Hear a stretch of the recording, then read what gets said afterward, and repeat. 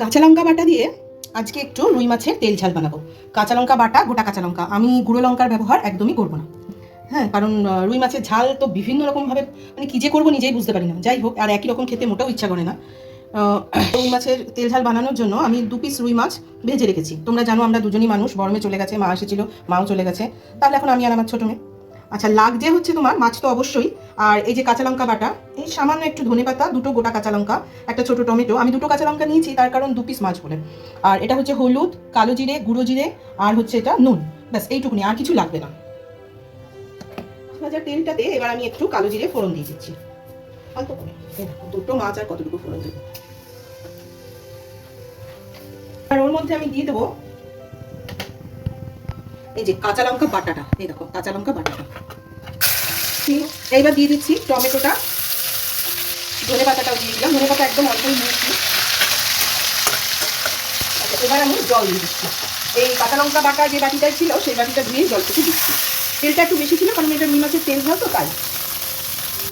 আমি একেবারে এর সঙ্গে মশলাগুলোও দিয়ে দেবো। এই দেখো, এই যে এইটুকুনি হলুদ। তোমরা মাছ অনুযায়ী মশলাগুলো বাড়িয়ে কমিয়ে দেবে। লঙ্কা, এই যে 2টো কাঁচা লঙ্কা দিয়ে দিলাম, জিরে গুঁড়োটাও দিয়ে দিচ্ছি।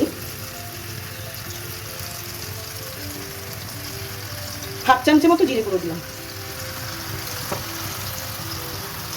এই যে নুন আর একটু দেবো, ফুটলে তারপরে। ঝোলটা ফুটে গেছে, এবার আমি মাছটা দিয়ে দেবো।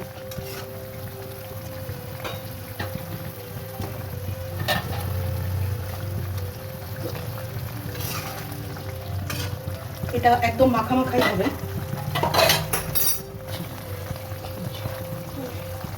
এই রেসিপিটা কিন্তু খুবই ইজি রেসিপি, এবং তোমার কি বলে, ওই বেশি কিছু লাগেও না, খুব সামান্য মশলায় হয়ে যায় এবং খুব তাড়াতাড়ি হয়ে যায়।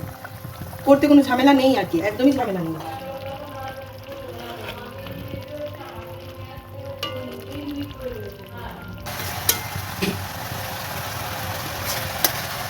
হয়েই এসছে, হয়ে গেছে, এবার আমি নামিয়ে দেবো। গ্যাসটা অফ করে দিলাম। হলো আমার রুই মাছের কাঁচা লঙ্কা বাটা দিয়ে রুই মাছের তেল ঝাল। আমি কিন্তু একটু গুঁড়ো লঙ্কার ব্যবহার করিনি। তেল ঝাল যেহেতু, তোমাদের মনে হতে পারে যে তেল অনেকটা, কিন্তু তেল ঝাল তো, তেল ঝালে একটু তেলটা বেশি লাগে।